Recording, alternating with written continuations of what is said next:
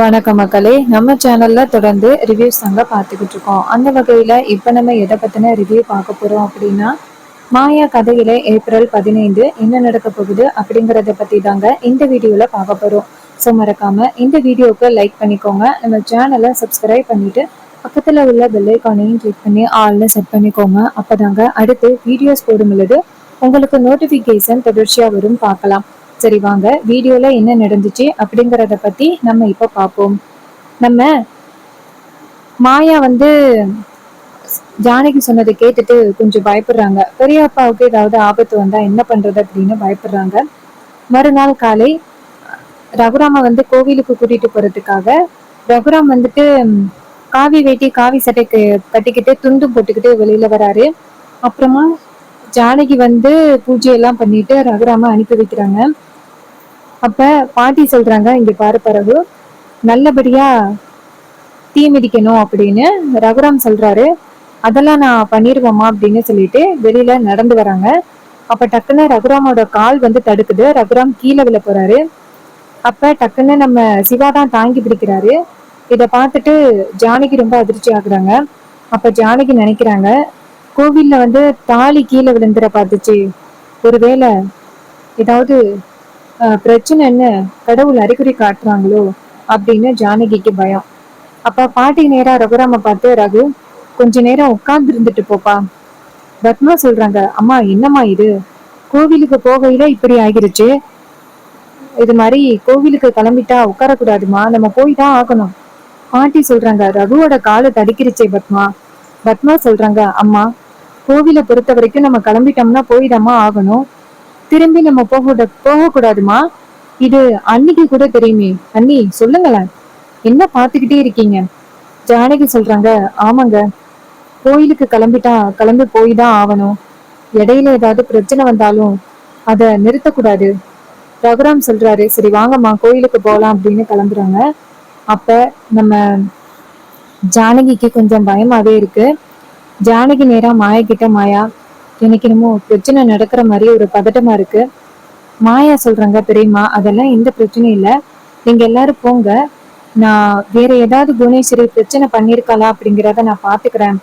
இதை கேட்டதோட ஜானகியும் சரி அப்படின்னு சொல்லிட்டு நேரா கிளம்புறாங்க.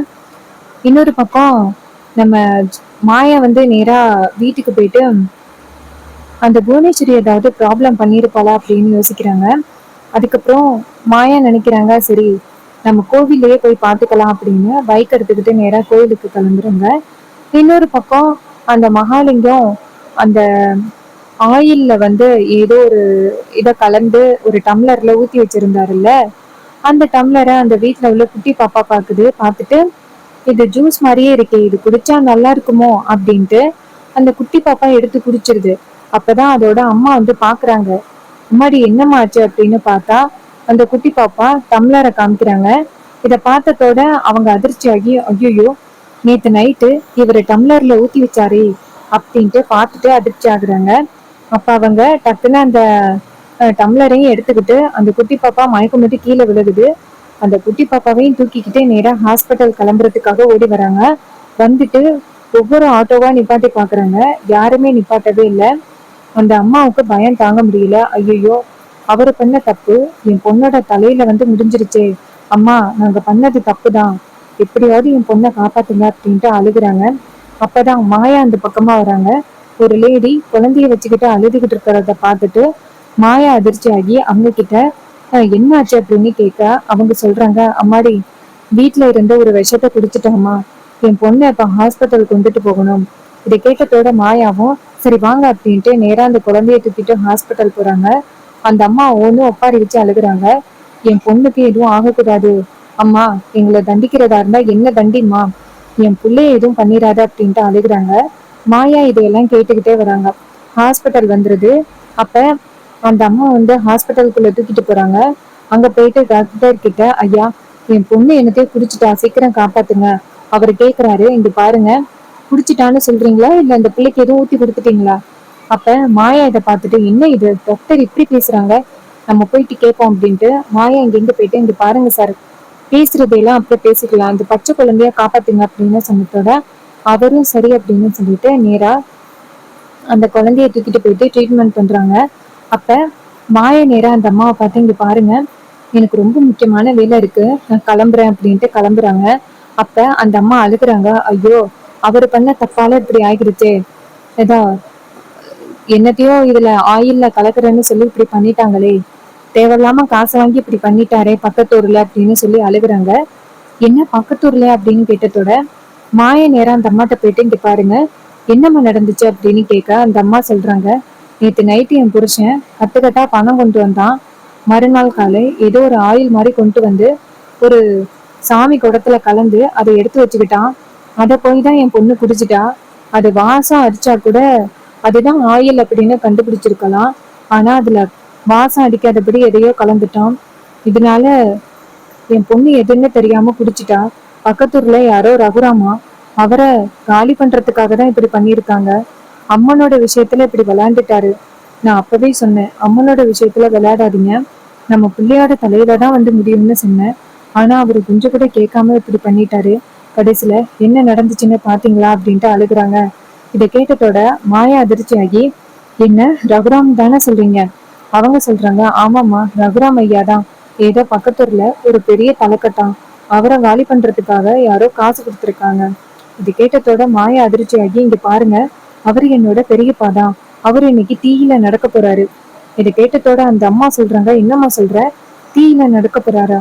அவரு தீயில மட்டும் நடந்தா அவர் உயிரோடு இருக்கிறதுக்கு 1% கூட வாய்ப்பே இல்லம்மா. இது கேட்டதோட மாயா ரொம்ப அதிர்ச்சியாகி, ஐயோ, நான் என் பெரியப்பாவை எப்படியாவது காப்பாத்தணும், ரொம்ப நன்றிமா எனக்கு சொன்னதுக்கு அப்படின்ட்டு மாயா அந்த இடத்துல இருந்து கிளம்புறாங்க. அதுக்கப்புறம் அந்த அம்மா வந்துட்டு கடவுளுக்கு நன்றி சொல்றாங்க. எப்படியோ அந்த பொண்ணுக்கு நான் தெரியப்படுத்திட்டேன், எனக்கு அதுவே போதும் அப்படின்னு நன்றி சொல்றாங்க. மாயா இங்கேருந்து வந்துட்டு அந்த கோவிலுக்கு போயிட்டு இருக்காங்க. ஆனா மாயா வந்து ஃபோன் பண்ணிக்கிட்டே இருக்காங்க. ஆனா யாருமே ஃபோன் எடுக்கல. அப்ப தனா எதேச்சியா வீட்டுக்கு வந்தவங்க ஃபோன் எடுக்கிறாங்க. ஹலோ மாயாக்கா, சொல்லுக்கா, இன்னும் நீ கோயிலுக்கு வரவே இல்லை, நான் வீட்டுக்கு ஒரு முக்கியமான பொருளை எடுக்கிறதுக்காக வந்தேன், எப்பக்கா வர? மாயா சொல்றாங்க, தனா நான் பேசுறத கவனி, பெரியப்பா இருக்காருல்ல, அவருக்கு கடைசியா தண்ணி ஊத்துனவங்க இதையோ கலந்து ஊத்திட்டாங்க. இதனால பெரியப்பாட உயிருக்கு ரொம்ப பெரிய ஆபத்து, நீ போயிட்டு சீக்கிரம் அதை தடு. இது கேட்டதோட தனாவும் சரி மாயாக்கா அப்படின்னு சொல்லிட்டு வேக வேகமா போறாங்க. இன்னொரு பக்கம் புவனேஸ்வரி மகாலிங்கம் இது எல்லாத்தையும் பார்த்துக்கிட்டு இருக்காங்க. ரகுராமுக்கு கடைசியா ஒருத்தர் தண்ணி ஊத்துறாரு. ஊத்திட்டு கொண்டு போய் அந்த குடத்தை ஓரமா வச்சுட்டு அந்த இடத்துல இருந்து போயிடுறாரு. இன்னொரு பக்கம் ரகுராம் வந்துட்டு அந்த நெருப்புல நடக்க போறாரு. அப்ப தனா டக்குன்னு, அப்பா நிறுத்துங்க அப்படின்னு சொல்லி கத்துறாங்க. அப்ப ரகுராம் டக்குன்னு நிக்கிறாரு. அப்ப எல்லாரும் தனாவை பாக்குறாங்க. பாட்டி தனாவை பார்த்து, தனா என்னம்மா இது, ரகு நெருப்புல நடக்க போறான், இப்படி பாதியில தடுக்கிற? அப்ப தனா சொல்றாங்க, அப்பா இன்னும் 2 பேரு மஞ்சள் தண்ணி ஊத்துறதுக்கு வந்திருக்காங்கப்பா. இதை கேட்டதோட பாட்டியும், ஓ அப்படியா தனா, சரி அப்படின்னு சொல்லிட்டு, ரகு கொஞ்ச நேரம் உட்காருப்பா அப்படின்னு சொன்னதோட ரகுராம் போயிட்டு உட்கார்றாரு. ரகுராம் உட்கார்ந்ததோட இன்னும் 2 பேர் வந்துட்டு ரகுராமோட தலையில மஞ்சள் தண்ணி ஊத்துறாங்க. இதனால ரகுராம் உடம்புல இருந்த அந்த ஆயில் வந்துட்டு மொத்தமா கரைஞ்சு கீழே போயிருது. இதை பார்த்ததோட மகாலிங்கம் ரொம்ப அதிர்ச்சி ஆகுறாரு. புவனேஸ்வரியும் ஷாக் ஆகுறாங்க.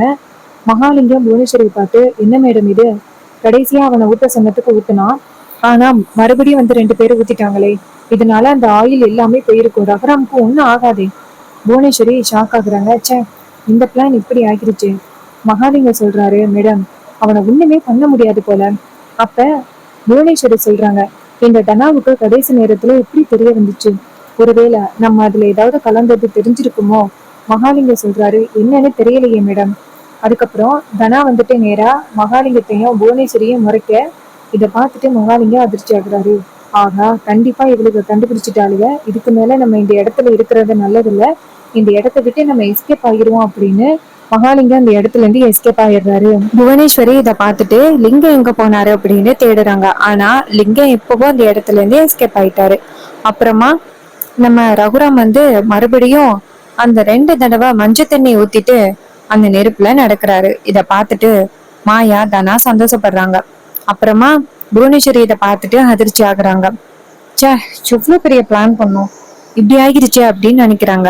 அப்புறமா ரகுராம் வந்து சாமி கும்பிட்டுட்டு நேரா கோவிலுக்குள்ள போறாரு. அதே நேரத்துல தனாவும் மாயாவும் புவனேஸ்வரியை பார்த்து முறைக்கிறாங்க. தனா நேரா மாயாவை பார்த்து, மாயாக்கா உனக்கு எப்படிக்கா தெரியும், அப்பா உடம்புல இந்த மாதிரி ஆயில் போட்டிருக்காங்கன்னு உனக்கு எப்படி தெரியும்? மாயா சொல்றாங்க, நான் அதை பத்தி கொஞ்சம் லேட்டா சொல்றேன். அப்பதானா கேக்குறாங்க, என்னக்கா, என்னன்னு சொல்லு. மாயா சொல்றாங்க, இது எல்லாத்துக்குமே காரணம் அந்த புவனேஸ்வரி இருக்கா பாரு, அவதான் இப்படிப்பட்ட ஒரு பிளான் பண்ணிருக்கா. கடைசியில பெரியப்பா கதையே முடிக்கிறதுக்கு இப்படி பண்ணிருக்கான்னா அவ சாதாரண ஆள் கிடையாது. அதுக்கு தனா சொல்றாங்க, அக்கா என்னக்கா இப்படி எல்லாம் இருக்காங்க? மாயா சொல்றாங்க, ஆமா தனா, நானும் கொஞ்சம் கூட எதிர்பார்க்கவே இல்லை. இந்த புவனேஸ்வரி இத்தனை நாளும் நம்ம குடும்பத்துக்கு இடைஞ்சல் தான் கொடுத்துக்கிட்டு இருந்தா. ஆனா கடைசியில அவ இப்படிப்பட்ட ஒரு காரியத்தை பண்ணுவா அப்படின்னு நான் எதிர்பார்க்கவே இல்லை. இத பத்தி நம்ம பெரியம்மா கிட்ட கண்டிப்பா சொல்லணும். தனா சொல்றாங்க, ஆமாக்கா, அப்பதான் அம்மா ஒரு முடிவு பண்ணுவாங்க. மாயா சொல்றாங்க, சரி வா அப்படின்ட்டு நேரா ஜானகிய போய் பாக்குறாங்க. ஜானகி நேரா மாயாவை பார்த்து, வா மாயா சொல்லு, ஏன் தனா கடைசி நேரத்துல அப்பாவை வந்து தடுத்த? தனா சொல்றாங்க, அம்மா அத பத்தி மாயாக்கா சொல்லுவாங்க. அப்பா ரொம்ப பெரிய தண்டனையில இருந்து தப்பிச்சிருக்காரு. அதுக்கு ஜானகி கேக்குறாங்க, என்ன தனா சொல்ற? பெரிய கண்டத்துல இருந்து அவரு தப்பிச்சிருக்காரா? மாயா சொல்றாங்க, ஆமா பெரியம்மா, இத்தனை நாளும் இந்த புவனேஸ்வரி நம்மள டார்ச்சர் பண்றதுக்காக மட்டும்தான் இருக்கா அப்படின்னு நினைச்சோம். ஆனா கடைசியில பெரியப்பாடு உயிருக்கு ஆபத்து வர அளவுக்கு அவ ட்ரை பண்ணிருக்கா. இதுக்கு மேலயும் அவளுக்கு நம்ம டைம் கொடுக்கவே கூடாது. அவளுக்கு நம்ம யாரு அப்படிங்கறத ப்ரூவ் பண்ணணும். தெரியுமா, கார்த்தி இறந்துட்டான் அப்படின்னு சொல்லி நாடகம் ஆடி உங்களை ஜெயிலுக்கு அனுப்புறதுக்கு பார்த்தா, அது முடியல. அதுக்காக பெரியப்பாவை இப்படி பண்ணுவான்னு நான் எதிர்பார்க்கவே இல்லை. இதை கேட்டதோட ஜானகி சொல்றாங்க, மாயா புவனேஸ்வரியா அப்படி பண்ணா? மாயா சொல்றாங்க, பெரியம்மா அந்த புவனேஸ்வரி மட்டும் இல்ல, அந்த மகாலிங்கமும் சேர்ந்துதான் இப்படி பண்ணிருக்காங்க. நான் எதேச்சியா பைக்ல போகும் பொழுது ஒரு அம்மா அவங்க குழந்தைக்கு முடியல அப்படின்னு ரோட்ல நின்னுகிட்டு இருந்தாங்க. நான் எப்படியோ அவங்கள கொண்டு போய் ஹாஸ்பிட்டல்ல சேர்க்கும் பொழுதுதான் அவங்க நடந்த உண்மையவே சொன்னாங்க. இது கேட்டதோட எனக்கு ரொம்ப அதிர்ச்சி ஆகிட்டு, இந்த புவனேஸ்வரி இப்படி எல்லாமா பண்ணுவா அப்படின்னு எனக்கு அதிர்ச்சி ஆயிட்டு. அம்மா இதுக்கு மேலேயும் அவங்கள நான் சும்மா விடக்கூடாது, நீங்க போயிட்டு கேளுங்கம்மா. இது கேட்டதோட ஜானகியும் நான் இப்பயே போறேன் அப்படின்ட்டு நேரா புவனேஸ்வரி கார்ல ஏற போறாங்க. ஜானகி போயிட்டு புவனேஸ்வரிய தடுக்கிறாங்க. ஏய் நில்லுடி. புவனேஸ்வரி ஜானகிய பார்த்து, ஹேய் ஜானகி, என்ன போடி வாடின்னு சொல்ற? ஜானகி சொல்றாங்க, உனக்கெல்லாம் மரியாதை கொடுக்கணுமா? சி, உனக்கு வெக்கமாவே இல்ல? இத்தனை நாளும் ரகுராம பழி வாங்கணும் அப்படின்னு தான் நீ நினைச்சுக்கிட்டு இருந்த. ஆனா அவரை காலி பண்ற அளவுக்கு போயிருக்க அப்படின்னா உன்னோட வஞ்சகம் எந்த அளவுக்கு இருக்கு அப்படின்னு இப்பதான் என்னால புரிஞ்சுக்க முடியுது. நீ இப்படியெல்லாம் கேவலமா யோசிப்ப அப்படின்னு நான் எதிர்பார்க்கவே இல்லை புவனேஸ்வரி. ஏதோ அவரை நிம்மதி இல்லாம வைக்கணும், என் குடும்பத்தை பழிவாங்கணும் அப்படிங்கறதுக்காக தான் நீ இதெல்லாம் பண்ணிக்கிட்டு இருக்க அப்படின்னு நினைச்சேன். ஆனா கடைசியில அவரையே காலி பண்ற அளவுக்கு வந்திருக்க அப்படின்னா அப்ப நீ சாதாரண ஆள் இல்ல. இங்க பாரு, உனக்கு இன்னைக்கு சரியான தண்டனை கிடைச்சே ஆகணும். மாயா இவளை புடி அப்படின்னு சொன்னதோட மாயா வந்துட்டு ஜானகிய புவனேஸ்வரிய பிடிக்கிறாங்க. இத பார்த்ததோட நம்ம மகாலிங்க இட்டி இருந்து பாத்துக்கிட்டு இருக்காரு. அப்ப மாயா சொல்றாங்க, பெரியம்மா நீங்க போயிட்டு அந்த சாட்டையை எடுத்துட்டு வாங்க அப்படின்னு சொல்றாங்க. ஜானகி நேரா சாட்டையை எடுக்கிறதுக்காக கோவிலுக்குள்ள போறாங்க. இன்னொரு பக்கம் அந்த புவனேஸ்வரிய மரத்துல கட்டி போடுறாங்க. புவனேஸ்வரி மாயாவை பார்த்து, மரியாதையா இப்ப என்னை விட போறீங்களா இல்லையா? உன்னை சும்மா விட மாட்டேன். மாயா சொல்றாங்க, ஏய் நீ பண்ண காரியத்துக்கு உனக்கு பெரிய தண்டனை காத்துக்கிட்டு இருக்குடி அப்படின்னு சொல்லி பேசுறாங்க.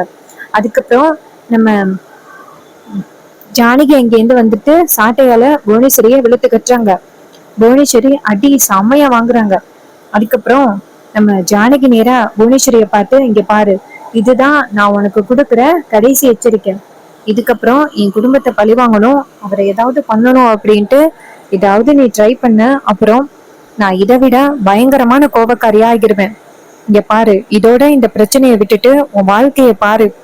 அப்பவே உனக்கு ஒரு வாழ்க்கைய அமைச்சுக்கிட்டு நீ நிம்மதியா இருந்திருக்கலாம். அதை விட்டுட்டு என் குடும்பத்தை எப்படா பழி வாங்குறது அப்படின்னு காத்துக்கிட்டே இருக்கிறியல்ல, அதுக்கான தண்டனை தான் இது. இங்க பாரு, மரியாதையா இதோட இந்த பிரச்சனையை முடிச்சுக்க, சேராதவங்களோட சேர்ந்து உன் வாழ்க்கையை முடிச்சுக்காத அப்படின்னு சொல்லி செம்மையா வந்து நம்ம ஜானகி வந்து பேசுறாங்க. புவனேஸ்வரி செம்மையா அடி வாங்கிட்டு நேரா கார்ல போய் ஏறுறாங்க. நேரா வீட்டுக்கு கிளம்புறாங்க. புவனேஸ்வரிக்கு சரியான கோவம். நேரா வீட்டுக்கு போனதோட அந்த ஜானகிக்கு எவ்வளவு தைரியம் இருந்தா ஏன் மேல கை வைப்பா? நான் விடவே மாட்டேன், அந்த ஜானகி ஜெயிலுக்கு போயே ஆகணும் அப்படின்னு சரியான கோவப்படுறாங்க புவனேஸ்வரி. அப்பதான் வந்து பசுபதி வராரு. வந்துட்டு, அம்மாடி என்னமாச்சு, ஏதாவது பிரச்சனையாமா? அப்ப புவனேஸ்வரி சொல்றாங்க, அண்ணா அந்த ஜானகி இன்னைக்கு என் மேல கை வச்சுட்டா. இதை கேட்டதோட பசுபதி செம்ம கோவமா, என்ன உன் மேல கை வச்சுட்டாள? எவ்வளவு தைரியம் இருந்தா ஒன்னு அவ அடிப்பா? அப்ப மகாலிங்கம் அந்த இடத்துக்கு வராரு. வந்துட்டு கமுக்கமா நிக்கிறாரு. அப்ப ஜானகி அடிச்சத புவனேஸ்வரி வந்து மகாலிங்கத்துக்கிட்ட கேக்குறாங்க, நீங்க எங்க போயிருந்தீங்க? இந்த ஜானகி என் மேல கை வச்சுட்டா. மகாலிங்கம் சொல்றாரு, அம்மா எனக்கு ஒரு முக்கியமான போன் வந்துச்சு, அதான் போயிட்டேன். அப்ப புவனேஸ்வரி சொல்றாங்க, என்னை எவ்வளவு பெரிய விஷயத்துல மாட்டி விட்டுட்டு நீங்க பாட்டுக்கும் போயிட்டீங்க. உங்களை நம்பிதானே நான் இவ்வளவு பெரிய பிளானே பண்ணேன். அதுக்கு அவர் சொல்றாரு, இங்க பாருங்க, என்னை தயவு செஞ்சு மன்னிச்சிருங்க. இவ்வளவு பெரிய பிரச்சனை நடக்கும் அப்படின்னு நான் எதிர்பார்க்கல அப்படின்னு சொல்லி பேசுறாங்க. இதை கேட்டதோட பசுபதி கேக்குறாரு, அம்மாடி என்னமாச்சு? அப்ப மகாலிங்கம் சொல்றாரு, இது மாதிரி அந்த ரகுராம் இன்னைக்கு நெருப்புல நடந்தான். அவனை அந்த இடத்துல காலி பண்றதுக்காக நாங்க ஒரு பிளான் பண்ணோம். கடைசியில அது எங்களுக்கே பெரிய பிரச்சனையா முடிஞ்சு போச்சு. இந்த ஜானகி எப்படியோ உண்மையை தெரிஞ்சுக்கிட்டா. புவனேஸ்வரி அம்மாவை இது மாதிரி மரத்துல கட்டி போட்டு செமையா அடிச்சுட்டாங்க.